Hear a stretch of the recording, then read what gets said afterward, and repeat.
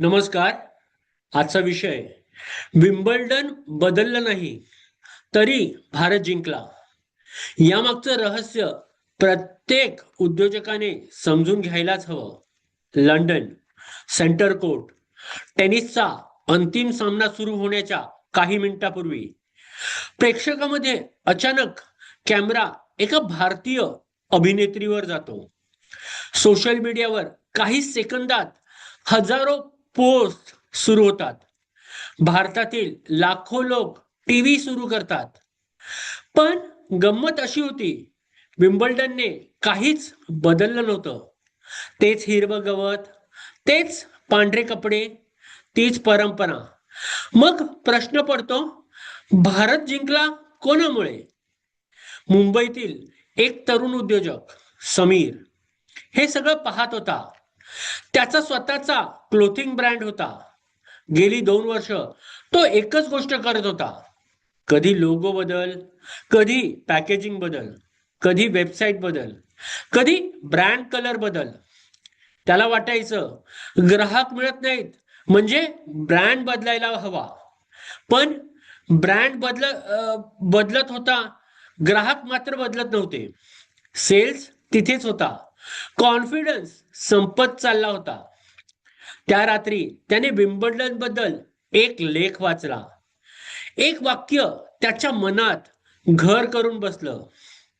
Strong brands don't become different to grow, they help more people understand why they have always matters.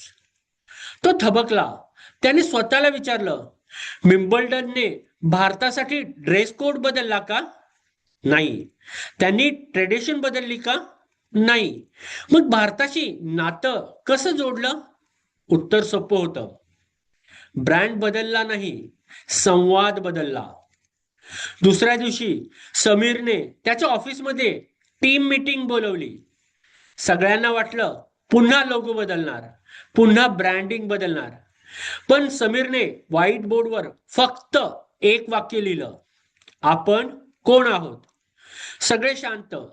त्याने पुढचा प्रश्न विचारला, आणि ग्राहक आपल्याला समजतो का? यावेळी मार्केटिंग हेड म्हणाला, सर, प्रॉडक्ट चांगला आहे, पण आपण ग्राहकाच्या भाषेत बोलत नाही. तेव्हाच सगळ्यांना समजलं, समस्या ब्रँडमध्ये नव्हती, समस्या कम्युनिकेशन मध्ये होती. पुढचे 3 महिने त्यांनी प्रॉडक्ट बदलला नाही, क्वालिटी बदलली नाही, व्हॅल्यूज बदलल्या नाही. पण इंस्टाग्राम रील्स मराठीत आणि हिंदीत सुरू झाले. ग्राहकांच्या कथा सांगायला सुरुवात केली. पॅकेजिंगवर लोकल मेसेज आले. कस्टमर सपोर्ट त्यांच्या भाषेत उपलब्ध झाला. पहिल्यांदाच ग्राहक म्हणू लागले, हा ब्रँड आपलासा वाटतो. 6 महिन्यांनी सेल्स वाढल्या, रिपीट कस्टमर्स वाढले, मार्केटिंग कॉस्ट कमी झाला. ब्रँड तोच होता, पण नातं बदललं. मित्रांनो, आज अनेक उद्योजक ग्राहक मिळत नाहीत म्हणून लोगो बदलतात, वेबसाईट बदलतात, प्रॉडक्ट बदलतात, पण एक गोष्ट बदलत नाही, ग्राहकांशी बोलण्याची पद्धत. विम्बल्डनने भारत जिंकला कारण त्यांनी त्यांची ओळख बदलली नाही. त्यांनी भारतीयांना आम्ही तुमच्यासाठीही आहोत हे जाणून दिलं. हीच खरी मार्केटिंग आहे. आजपासून 3 गोष्टी करा. स्वतःला विचारा, मी ब्रँड बदलतोय की फक्त संवाद बदलतोय? तुमच्या कस्टमरशी त्याच्या भाषेत बोला, त्याच्या भावना समजा, त्याच्या गोष्टी ऐका. तुमची कोर व्हॅल्यू कधीही बदलू नका, पण त्या सांगण्याच्या पद्धती दरवेळा अधिक मानवी बनवा.